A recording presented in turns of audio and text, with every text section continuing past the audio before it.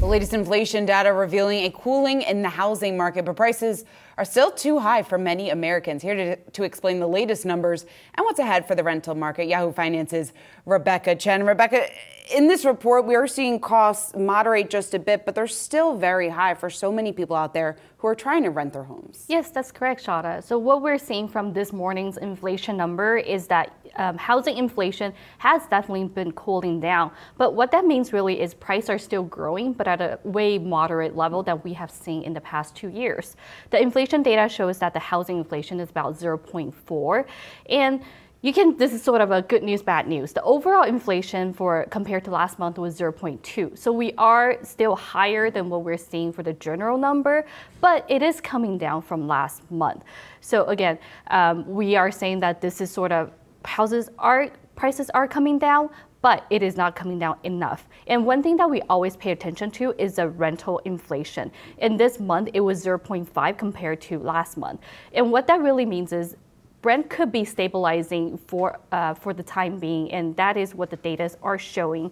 And what the experts have been saying is that this is the slowest gain in the last 7 months. So we are seeing some kind of relief coming for the renter, but we are definitely everybody is hoping for more relief if you're looking on the market for a house. Rebecca, we've been talking so much about the new construction that's coming online because of the lack of inventory. How's that likely to improve prices?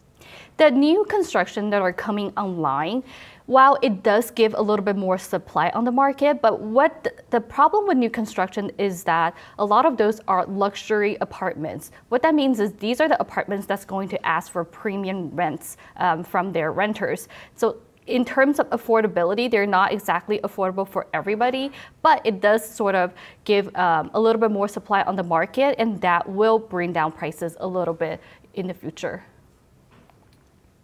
Becca, when we talk about everything that's going on with affordability right now, where people can spend, where they can't spend, what are you seeing just on a regional basis? And when we talk about new homes, new home construction, just how much that maybe will alleviate some of the pressures and the affordability issues that we have seen?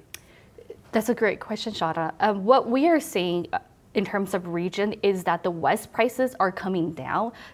And the Northeast prices are still fairly moderate and going up a little bit, and places in the Southeast, such as Florida and North Carolina, these places are definitely seeing a little bit more of a pricing crunch. So in terms of affordability, we are seeing more constructions that are coming online for different cities, especially the pandemic boomtowns that were extremely popular 2 years ago, like Austin.